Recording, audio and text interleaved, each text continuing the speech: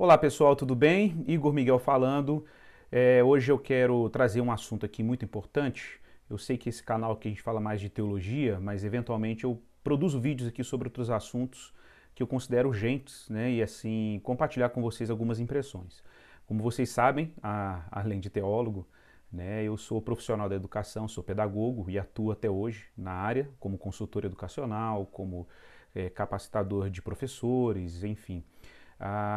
Mas durante 6, 7 anos da minha vida eu me envolvi diretamente com a educação intelectual, cognitiva em contextos de alta vulnerabilidade. E também trabalhei com alfabetização, produzindo conteúdos para alfabetizar crianças vulneráveis. Eu produzi mais de 300 páginas de atividade para esse tipo de público.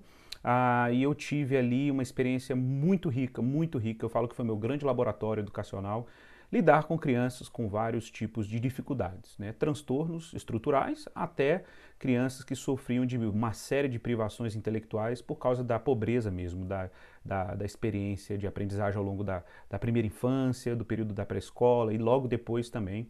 Então, peguei desde crianças com problemas como TDAH diagnosticados, crianças com dislexia, descalculia, e problemas mesmo de empobrecimento na interação com a cultura formal, com o capital cultural, capital intelectual e assim por diante. Foi um desafio enorme, mas eu aprendi muito mesmo, assim, gente. Vocês não têm noção, eu tenho vontade de sistematizar essa experiência em forma de livro algum dia. Mas eu quero falar aqui sobre um tema que eu considero muito importante, e eu tenho uma experiência prática dentro da minha casa com o meu filho sobre esse assunto. Eu quero falar aqui sobre a relação entre telas, exposição a telas, smartphones, celulares, vídeos, TV, de crianças, ok? E a relação disso com alguns indicadores ou com um espectro que a gente chamaria de TDAH, né? Que é o famoso transtorno de déficit de atenção e hiperatividade. Mas antes de eu falar sobre isso, e eu tenho que tomar muito cuidado com o que eu vou falar agora, e eu preciso que você preste atenção, eu quero dizer um pouquinho sobre uma experiência que eu tive de maneira muito pessoal. E nem é tanto no campo do TDAH, é muito mais no campo do comportamento. Meu filho, João, vocês sabem, já viram um vídeo dele por aí. Meu filho João, nos 2 primeiros anos da sua infância, ele, ele era muito exposto à tela, né? Por culpa minha, da minha esposa, culpa também dos avós, a gente expunha muito o nosso filho a telas. Ele passava algumas horas do dia, ainda que não fossem contínuas, em contato com tela. O que a gente percebeu é que ele começou a apresentar um comportamento muito parecido, um comportamento antissocial.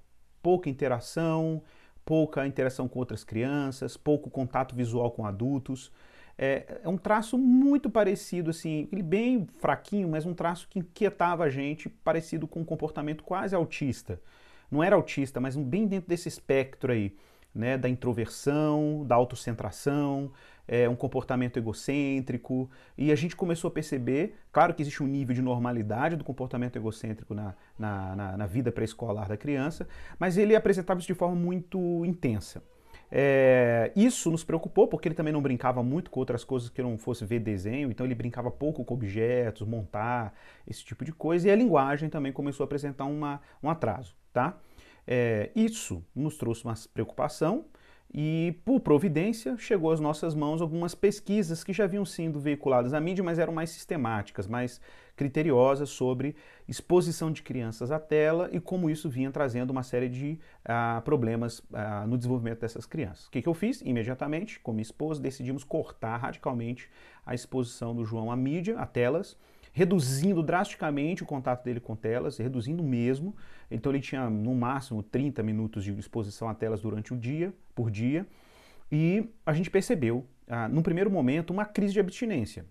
Literalmente, o João caía no chão, gritava, e eu falava assim, Juliana, tenha calma, ele está desintoxicando. Isso aqui, eu parecia a cena de um dependente químico, né?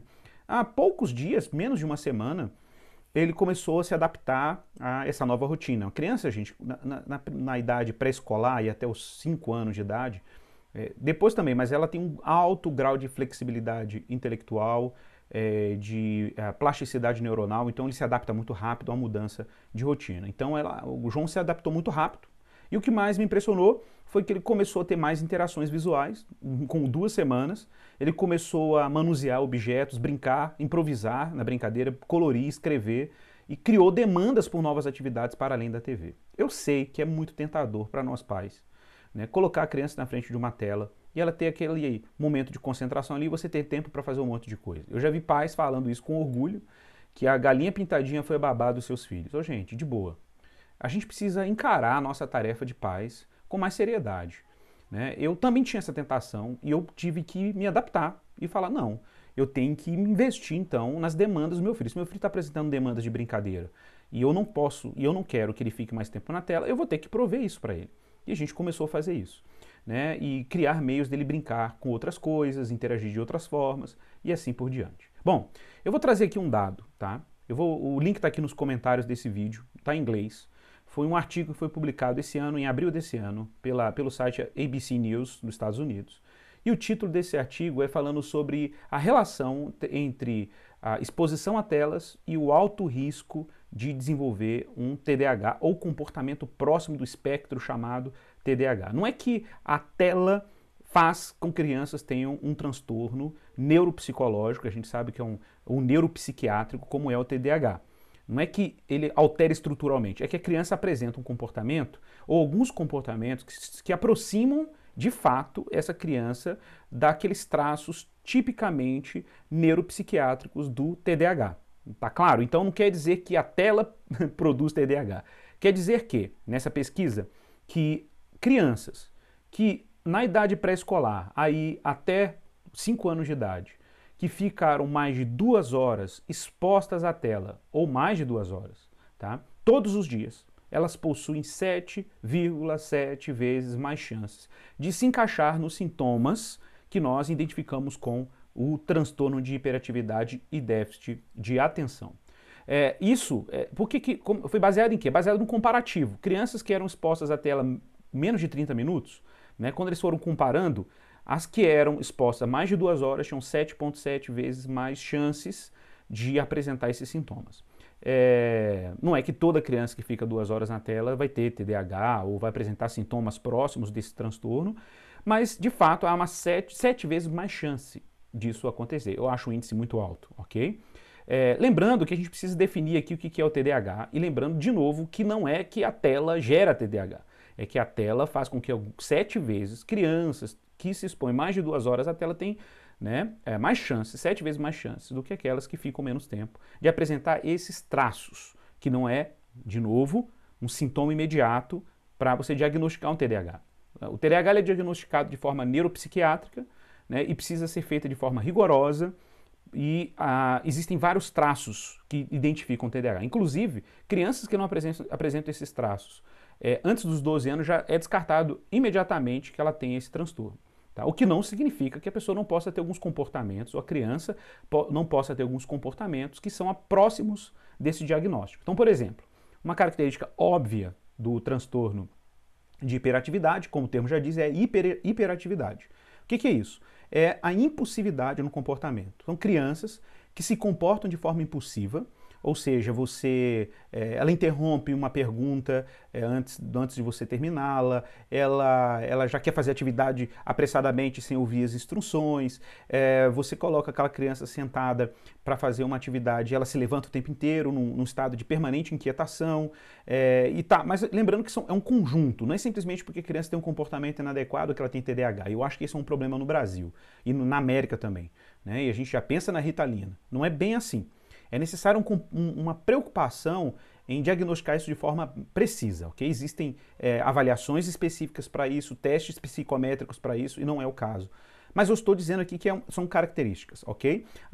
E o déficit de atenção descentrada, desfocada, né? A criança geralmente tem uma percepção difusa das coisas que estão diante dela, e essas são algumas características. Então, algumas crianças, ok? Que são expostas a uma carga de estímulo visual muito grande, estímulo visual particularmente midiático, por meio de telas, apresentam 7 vezes mais chance, ou quase 8, 7,7, de apresentar algum tipo desses traços aqui comportamentais que eu mencionei, ok? Lembrando que a fase mais perigosa é na fase pré-escolar, ou seja, quando ela está preparando para entrar para a escola. E aí na escola que a gente vai às vezes perceber as consequências disso, tá? Para vocês terem uma ideia, a Academia Americana de Pediatria recomenda no máximo uma exposição de 1 hora diária de crianças a telas, no máximo, o limite máximo. Mesmo assim, sugere-se, orienta-se, recomenda-se que haja a presença de um adulto para que a experiência seja mediada por esse adulto. Isso eu achei um dado interessante porque isso é um tema que me interessa muito dentro do campo da educação cognitiva, que é a mediação de um adulto entre o estímulo e o indivíduo. Bom, existe uma psicóloga, a professora Phil Reed, ela colocou um artigo muito interessante, um artigo que foi publicado no site de psicologia americana, eu vou colocar o link aqui também, em que ela faz uma moderação desses dados, chamando atenção para o fato de que não é que a criança gera TDAH, mas ela realmente pode apresentar comportamentos próximos desse espectro. Lembrando ainda que existem outros fatores, né? Por exemplo, nenhum desses testes indica, por exemplo, que como que a presença de um mediador humano pode tornar a experiência e a exposição de uma criança a telas mais significativa, e isso pode diminuir de fato essa hiperestimulação ou esses estímulos que nós chamamos de estímulos não mediados. Eu vou citar aqui essa expressão. O professor Ilven Feuerstein, que é um especialista que eu estudei, que é um especialista no campo de educação cognitiva, trabalhou muito o conceito de mediação cognitiva e educacional. Quem fez o meu curso ou fará um dia o meu curso de educação cognitiva, eu falo muito dele. O Feuerstein, na época dele, imagine, ele já trabalhava um conceito chamado MTV Effect. Ele era um apelido, tá? Efeito MTV. O que era o efeito MTV? Já viram o comercial da MTV? Como que era? Aqueles comerciais caóticos, muito estímulo visual e quase sem sentido. As nossas crianças são muito estimuladas elas são muito expostas a estímulos não mediados. O que são estímulos não mediados? Estímulos que simplesmente não têm qualquer significado. São cores, formas, movimentos, mas que não fazem parte de uma narrativa de sentido para aquela criança. Isso faz com que as nossas crianças tenham uma relação muito impulsiva com o que elas consomem visualmente. Daí a importância de intermediação humana. Gente, atenção, não é que a criança tem que ser privada de telas de forma radical. Na verdade, a tela e a tecnologia é parte da nossa produção cultural. A gente precisa tornar o uso dessas ferramentas mais significativo. Para isso, há a necessidade, sim, da intervenção de um mediador adulto, humano, obviamente, que fique entre a criança e o artefato, dando para ela sentido para toda essa interação. Essa interação tem que ter qualidade. Ela tem que ter sentido, o pai tem que estar atribuindo sentido para os estímulos, ou o educador, para o que a criança está recebendo ali. Ou seja, o nosso problema aqui é a baixa qualidade da interação das nossas crianças com conteúdos midiáticos. Então, esses conteúdos precisam passar por um processo de mediação. A gente precisa oferecer conteúdo, sentido, precisa dar conceitos, explicar determinados fenômenos que estão sendo apresentados na tela, dar nome aos animais, dar nome às cores, explicar causa e efeito, coisas que são fantásticas demais, explicar por que são fantásticas, né? E assim por diante.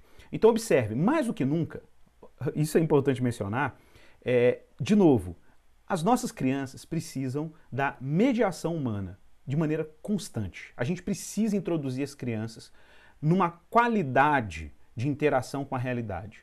A experiência da criança com o mundo precisa ser uma experiência organizada. Ela precisa ser sistematizada. Ela precisa montar uma teia de sentido. Às vezes as crianças vão para o espaço da sala de aula, por exemplo, e o professor está sendo extremamente racional, lógico, explicando o sentido das coisas, mas essa criança ela não sabe que existem ferramentas que possibilitam a organização dela com o mundo. Então, a relação dela com o mundo, a interação dela com o mundo e com os estímulos é empobrecida. Por isso que não faz sentido, por isso que a resposta dela é impulsiva, né? Então, o professor, o mediador, o pai, precisa enriquecer a experiência da criança com o mundo. Para isso, nós precisamos criar uma interface de sentido. Dar conceitos, dar nomes, nomear precisamente os objetos, explicar por que as coisas são assim, por que as coisas acontecem de determinada forma, dar nome às cores, estimular o uso de símbolos e atribuir sentido aos símbolos, placa de trânsito, sinal vermelho, sinal verde, o carro, por que o carro tem a disposição que tem, aeronaves, pássaros, animais. O mundo da criança precisa ser carregado de sentido. O problema é que quando nós colocamos crianças diante de estímulos não mediados, sem significado, essa criança vai ter sempre uma relação muito fragmentada com os estímulos que ela recebe. Daí a necessidade da intervenção humana. Então, pessoal, é isso. Vamos tomar cuidado com os nossos pequenos, principalmente com a tentação de mantê-las completamente passiva diante desses dispositivos. Não vou chegar nem no mérito aqui dos problemas de segurança, do que elas andam assistindo. Isso eu acho que é o básico. Mas eu falo aqui realmente sobre a qualidade da interação dos nossos filhos às telas. Tá bom? Prazer enorme te ajudar aí de alguma maneira e vamos caminhando.